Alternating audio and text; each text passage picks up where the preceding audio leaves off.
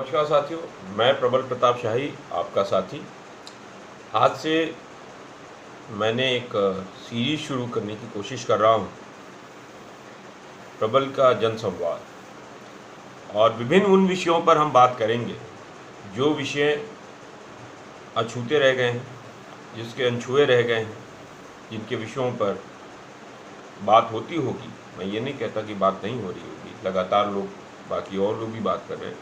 मैं भी ये कोशिश करूँगा इस जन संवाद के माध्यम से आप लोगों तक इस देश के अंदर होने वाली घटनाओं के विषय में एक मैं विश्वसनीय बातें आप तक रख पाऊँ।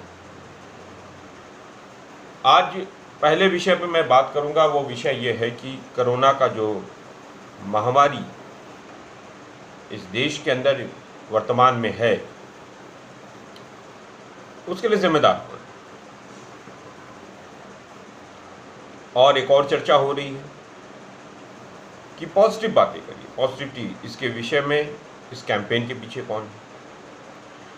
मैं आप लोगों को पहले बताऊं कि हमारे देश के अंदर जो महामारी वर्तमान में जो दूसरी लहर, जिसको सेकेंड वेव कहा जा रहा है, ये मैन मेड, मानव निर्मित है। इसके लिए कोई जिम्मेदार नहीं, एक व्यक्ति जिम्मेदार है। वो जिम्मेदार कौन है तो सबको पता है। जिस व्यक्ति को इस संसदीय कार्य समितियों ने, स्टैंडिंग कमेटियों ने अक्टूबर नवंबर में ही बता दिया था कि इस देश के अंदर ऑक्सीजन की किल्लत है और आप ऑक्सीजन के प्लांट इंस्टॉल करिए, उस व्यक्ति ने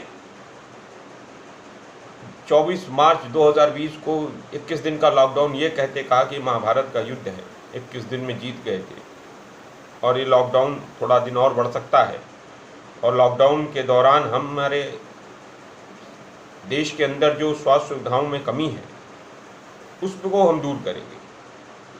हम ऑक्सीजन की किल्लत को दूर करेंगे, हम ऑक्सीजन बेड को बढ़ाएंगे, हम अस्पतालों की व्यवस्थाओं को दुरुस्त करेंगे, वेंटिलेटर्स का निर्माण होगा। तमाम तरह के नारे, वादे जैसे वो करते रहते हैं। हुआ क्या? साइंटिस्टों ने इन्हें फरवरी में बता दिया था, हमारे देश के प्रधानमंत्री नरेंद्र मोदी को, कि दूसरी लहर आने वाली। हमारे प्रधानमंत्री को तो बंगाल चुनाव दिख रहा था, वो बंगाल चुनाव चले गए। उन्होंने सारी जो पीएम केयर फंड पे जो पैसा था, जो उन्होंने कहा कि जनता हमें दे, जनता ने हजारों करोड़ रुपया उनके अकाउंट में डाला। मैंने भी डाला, आपने भी डाला होगा। खबरें तो यहाँ तक आई कि छोटी छोटी बच्चियों ने गुल्लक तोड़ के उसमें पैसे डाले। लोगों ने विश्वास किया इस प्रधानमंत्री। इस प्रधानमंत्री ने क्या किया? इस प्रधानमंत्री ने हमको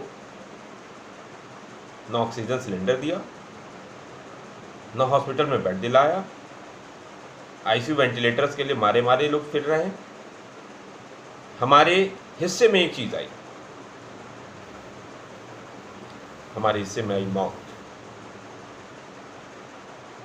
वो भी ऑक्सीजन की किल्लत के कारण। और प्रधानमंत्री के हिस्से में क्या आया? प्रधानमंत्री के हिस्से में आया 2 बड़े बड़े हवाई जहाज, 10-10 हजार करोड़ के, यानी 20,000 करोड़ के हवाई जहाज, उनको चलने के लिए सेंट्रल विस्टा नाम की एक प्रोजेक्ट, जिसमें उनका घर बन रहा है, 20,000 करोड़ रुपए का, वो यानी 40,000 करोड़ रुपए एक प्रधानमंत्री के लिए खर्च किया जा रहा है। और इस देश के अंदर वैक्सीन का खर्चा, वैक्सीन अगर पूरे देश के लोगों को लगाया जाता तो 40,000 करोड़ रुपया खर्च होता। 40,000 करोड़ रुपए में 100 करोड़, 200 करोड़, 200 करोड़ वैक्सीन आ जाती कोरोना वाली। जब पूरे देश, विश्व के तमाम देश और तमाम सरकारें, जब विश्व के जहां वैक्सीन बनी उससे वैक्सीन का ऑर्डर, उन्होंने एडवांस ऑर्डर दे दिया, हमारे देश की सरकार को वैक्सीन, एक स्वदेशी वैक्सीन के बनाने पर ही कूदती रही। कोई बात नहीं, स्वदेशी वैक्सीन हम भी स्वागत करते हैं, लेकिन उस वैक्सीन की क्षमता, बनाने वालों की क्षमता कितनी? 7 से 8 करोड़। हमारे देश की आबादी कितनी है? 135 करोड़, 140 करोड़। हमें जहाँ पर रोज प्रतिदिन अगर 1 करोड़ वैक्सीन, जब तक हम वैक्सीनेट नहीं करेंगे लोगों को, 1 करोड़ प्रतिदिन देश भर के लोगों को जब तक वैक्सीनेट नहीं करेंगे, तब तक हम वैक्सीन के प्रोसेस को शुरू नहीं कर सकते। हमारा सक्सेसफुल नहीं हो पाएगा, सफल नहीं हो पाएगा। तब जाके हम 3 महीने या 4 महीने में अपने लोगों को वैक्सीन लगा पाएंगे। लेकिन आज क्या है, हमारे देश में 16 लाख, 17 लाख, 20 लाख का एवरेज रेट आ रहा है। हमारे प्रधानमंत्री ने कहा कि 18 से 44 तक के लोगों को वैक्सीन लगेगी 1 मई से। लाइन लगी हुई है, वैक्सीन है ही नहीं। 6 करोड़ वैक्सीन इन्होंने भेज दिया विदेशों में, निर्यात कर दिया। मुनाफाखोरों को उन्होंने मुनाफा कमाने के लिए पूरी छूट दे दी। आज अगर एक आदमी एडमिट हो रहा है प्राइवेट हॉस्पिटल में, तो कोविड अस्पताल में 1 दिन का चार्ज आज 25,000 से 40,000 रुपया प्रतिदिन का बेड का खर्चा है, दवाइयां अलग से।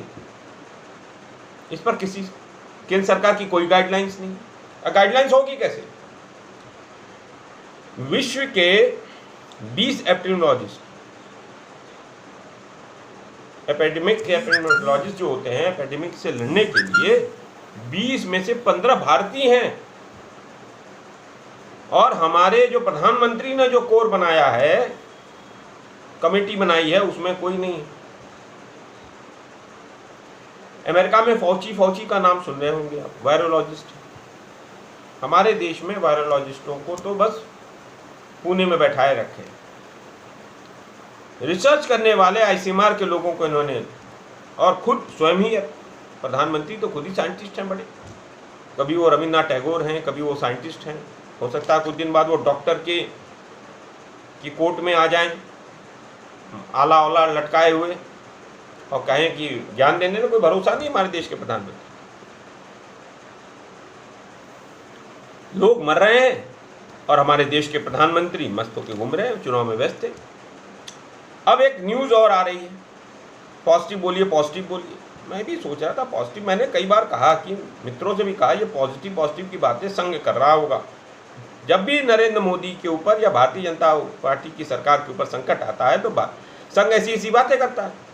और आज मेरी बात का प्रमाणित हो गया कि दैनिक भास्कर ने एक खबर छाप दी कि केंद्र सरकार और भारतीय जनता पार्टी की फजीहत से बचाने के लिए संघ परिवार और पॉजिटिविटी वाली बातें करता है कि पॉजिटिव रहिए, पॉजिटिव सोच करिए, धर्मगुरुओं का भाषण सुनिए, बड़े बड़े इंडस्ट्रियलिस्ट का भाषण सुनिए। उनके भाषण सुनने से सही हो जाएंगे क्या? ऑक्सीजन की किल्लत दूर हो जाएगी देश के अंदर, लोगों को बेड मिलने लगेगा, लोगों को आईसीयू मिलने लगेगा, लोगों को वेंटिलेटर मिलने लगेगा, लोगों को दवाइयाँ मिलने लगेंगी, लोगों को एम्बुलेंस आराम से मिलने लगेगा।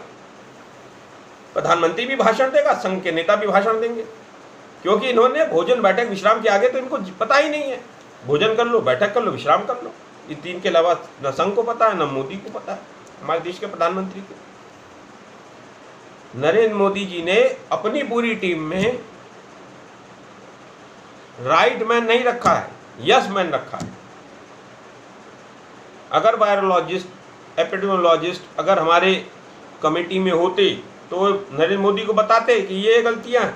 वैसे नरेंद्र मोदी को तो गलतियां कोई बता ही नहीं सकता, ये नरेंद्र मोदी सुनते ही नहीं है। नरेंद्र मोदी तो खुद ही ज्ञानी है और देश की जनता के पैसों से ऐश करने वाले हैं।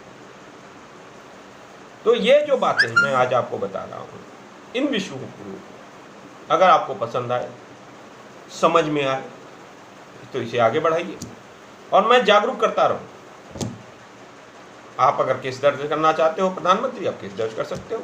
आप मेरे ऊपर केस दर्ज करोगे, मुझे जेल भेजोगे, तो मैं भी कोशिश करूंगा।